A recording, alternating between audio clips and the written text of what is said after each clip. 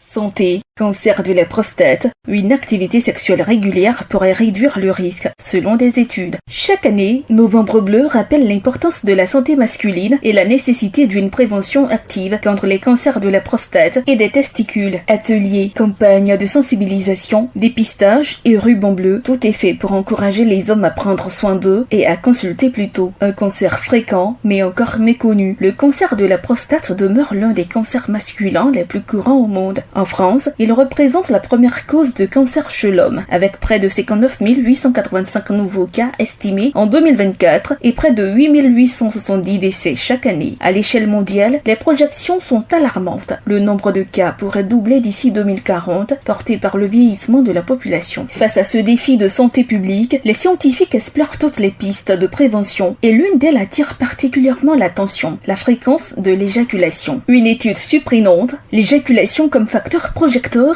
une vaste étude américaine menée par l'université Harvard auprès de plus de 31 000 hommes sur près de 20 ans révèle une corrélation inattendue. Les hommes ayant une activité sexuelle plus régulière présenteraient un risque plus faible de développer un cancer de la prostate. Selon les chercheurs, une fréquence élevée d'éjaculation, particulièrement entre 20 et 39 ans, mais aussi après 50 ans, jouerait un rôle protecteur significatif. Le professeur François Desgrandchamps, chirurgien urologue à l'hôpital Saint-Louis en France, confirme l'intérêt de ces observations, tout en rappelant que la sexualité n'est qu'un élément parmi d'autres de la prévention. Ces résultats montrent que plus on éjacule fréquemment par mois, moins on a de cancer de la prostate, avec un seuil qui est autour de 20 éjaculations par mois. Si on éjacule plus que 20 fois par mois, on a une réduction du risque de cancer de la prostate d'environ un tiers. Pourquoi cela fonctionnerait-il? Plusieurs mécanismes plausibles ont été avancés. Élimination des substances toxiques, une éjaculation régulière permettrait d'évacuer des composés potentiellement cancérigènes présents dans la prostate. Renouvellement cellulaire, l'activité sexuelle favoriserait un cycle de nettoyage et de régénération des cellules prostatiques. Réduction de l'inflammation, l'éjaculation pourrait moduler la réponse immunitaire et diminuer les inflammations chroniques connues pour favoriser le développement tumoral. Diminution du stress, en réduisant la tension nerveuse, elle empêcherait certaines cellules prostatiques de se diviser trop rapidement, limitant ici le risque de mutation.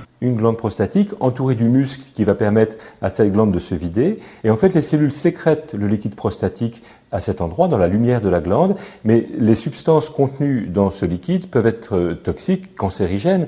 Ce sont les polyamines qui sont la spermine, la spermidine, et il faut qu'il y ait le moins longtemps de contact entre ce liquide et les cellules pour éviter le cancer.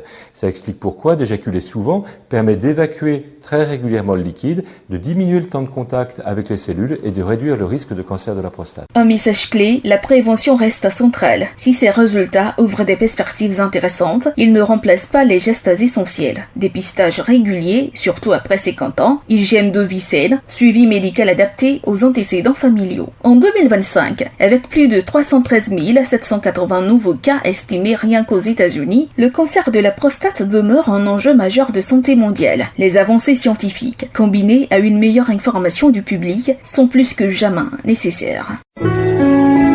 APRA, Agence Presse, Radio et Audio.